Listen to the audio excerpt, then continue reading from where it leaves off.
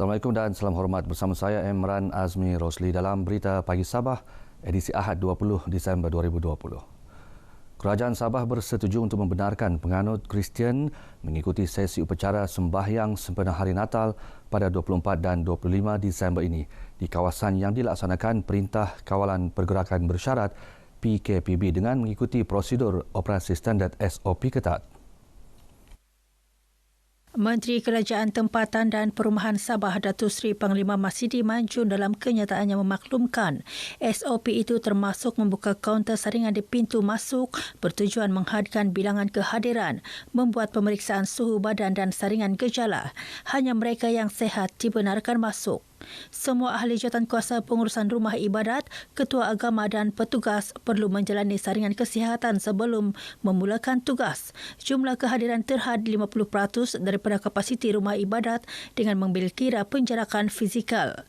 Tempoh masa sembahyang tidak melebihi 1 jam 30 minit setiap sesi. Datuk Masidi berkata upacara sambutan perayaan Pranatal dan Hari Natal bagi tetamu yang berkunjung ke rumah kediaman dihadkan tidak melebihi 2 jam.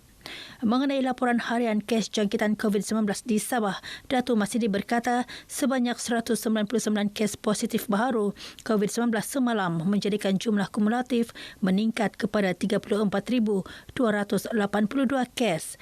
Manakala seramai 342 pesakit COVID-19 sembuh dengan jumlah kumulatif sembuh 31,621 orang.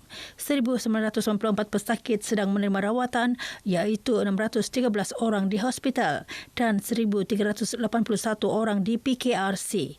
Tiada kes kematian dilaporkan di Sabah semalam.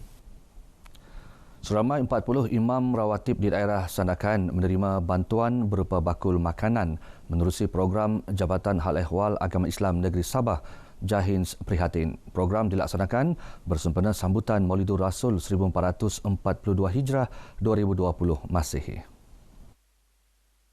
Bantuan disampaikan Pembantu Menteri Kerajaan Tempatan dan Perumahan Sabah Muhammad Hamsan Awang Supain dalam satu majlis ringkas yang diadakan di Masjid Asmaul Husna, Kampung Tinusa 2 Sandakan. Hamsan yang juga anggota Dewan Undangan Negeri Adun Sungai Sibuga ketika ditemui RTM memberitahu Perhimpunan Maulidur Rasul yang biasanya dilaksanakan digantikan dengan program Jahins Prihatin. Ia susulan gelombang ketiga pandemik COVID-19. Jahins Prihatin memberi bantuan kepada imam-imam rawatib yang kita sudah maklum bahawa pada musim COVID ini ekonomi yang merundum, ekonomi yang teruk dan susah untuk mendapatkan ekonomi, maka dengan adanya bakul makanan ini insya-Allah boleh membantu imam yang rawatib. Selain Sandakan, program seumpama turut dilaksanakan di 24 daerah lain di Sabah. Pertubuhan Kasih Nilofa dengan kerjasama Jabatan Hal Ehwal Pelajar Universiti Malaysia Sabah UMS memperuntukkan sejumlah RM60,000 bagi pembelian bakul makanan untuk disalurkan kepada penduduk di seluruh Sabah yang terkesan akibat pandemik COVID-19. Seramai 68 penduduk Kampung Lentuang Tuaran merupakan antara penerima bantuan bakul makanan berkenaan. Ketika ditemui pemberita RTM di Tuaran, Pembantu Menteri Kewangan Sabah yang juga Ahli Dewan Undangan Negeri Adun Pantai Dalit Jasni Dayah memuji usaha murni UMS dan pertubuhan berkenaan untuk menyantuni penduduk terjejas di seluruh negeri. Beliau berharap lebih ramai pihak mencontohi usaha murni berkenaan sebagai pemangkin kepada pembangunan sosioekonomi masyarakat setempat. Sebenarnya RM60,000 ini lebih banyak bakul-bakul makanan yang telah dan yang akan diserahkan di seluruh negeri Sabah. Saya di peringkat Adun N13 Pantai Dalit sebenarnya sangat-sangat menghargai usaha-usaha NGO yang bersama-sama dengan kerajaan untuk membantu golongan yang terkesan. Sementara itu, Pengarah Pusat Kelestarian Libat Sama Masyarakat UMS, Dr. Jakaria Dasan memberitahu program antara lain bertujuan memperkasakan penglibatan sukarelawan mahasiswa-mahasiswi dan kaki tangan UMS dalam manifestasi universiti untuk masyarakat iaitu mendekati rakyat dalam bentuk pemindahan ilmu dan kebajikan. Sempena sambutan Hari Natal yang tidak lama lagi menjelang tiba, sebanyak 13 gereja dalam kawasan Dewan Undangan Negeri Dun Klias menerima sumbangan prihatin sentuhan kasih untuk gereja-gereja. Sumbangan wang tunai berkenaan disampaikan Pembantu Menteri Kerajaan Tempatan dan Perumahan yang juga Ahli Dewan Undangan Negeri Adun Klias, Datuk Isnin Aliasni kepada ketua-ketua gereja di Pejabat Adun Klias Beaufort. Bercakap kepada pemberita, Datuk Isnin berkata sumbangan tersebut bertujuan membantu meringankan beban pihak gereja dalam menyambut perayaan Hari Natal.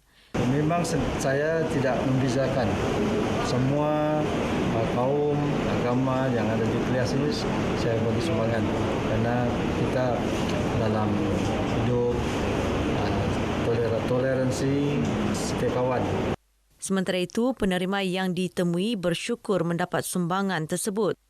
Saya begitu amat kagum sekali kerana memberi kami sumbangan berbentuk kewangan pada hari ini untuk menjayakan Natal kami yang akan berlangsung tidak lama lagi. Mudah-mudahan sumbangan ini kami gunakan untuk pembangunan bagi memperbaiki kami punya gereja ya di Batu 60. Belanjawan Negeri Sabah 2021 adalah belanjawan mesra rakyat yang membuktikan keprihatinan kerajaan dalam mengambil kira kepentingan rakyat secara holistik yang merangkumi semua aspek pembangunan. Justru belanjawan berkenaan diharap akan dapat menjadikan Sabah sebagai sebuah negeri yang pesat membangun pada masa akan datang. Ahli Dewan Undangan Negeri Adun Balong Hamil Tawang juga menyifatkan belanjawan tersebut mempunyai keunikan tersendiri kerana mencakupi beberapa perkara mustahak yang memberi kesejahteraan rakyat Sabah.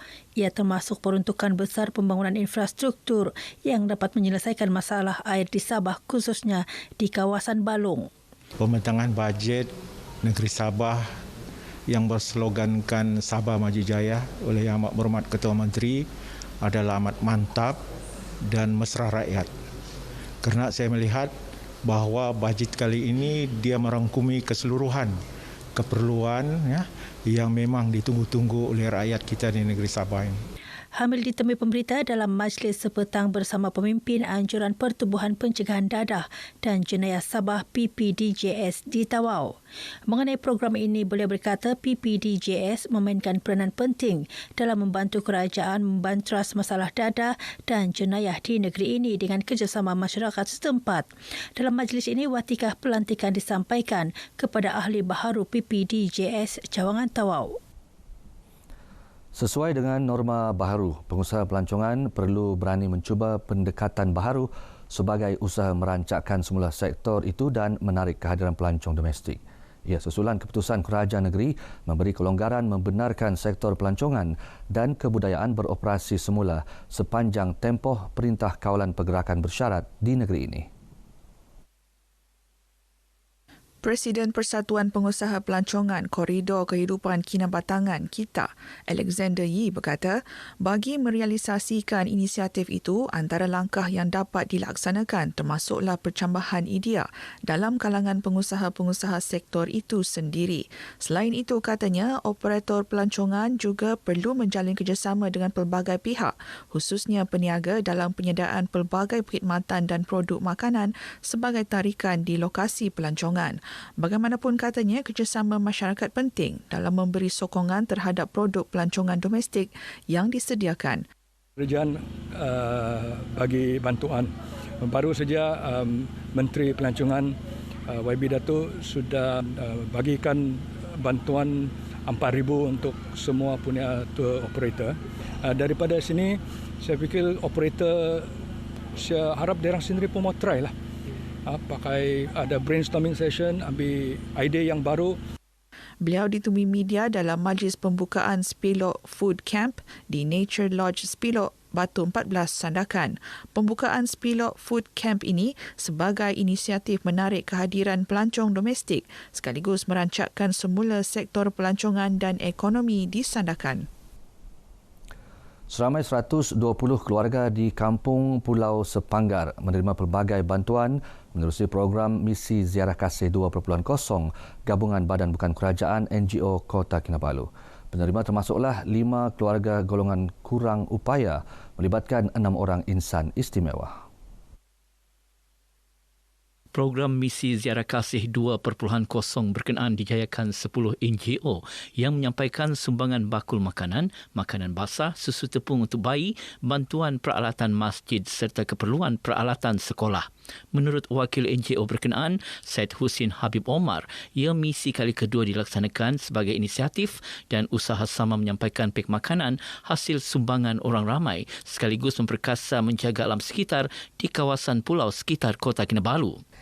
Sudah 2 program ni memang lebih daripada kita punya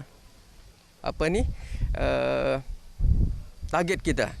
Saya yakin ini adalah satu aras yang kita kandaki. Mudah-mudahan di lain hari lebih daripada sini lagi.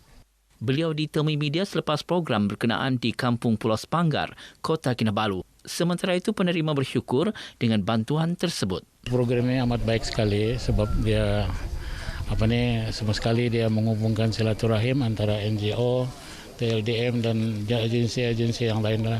Mengucapkan berbanyak-banyak terima kasih lah. Alhamdulillah, belum dapat bantuan dari kerajaan. Saya cakap syukur Alhamdulillah banyak-banyak. Terima kasih NGO.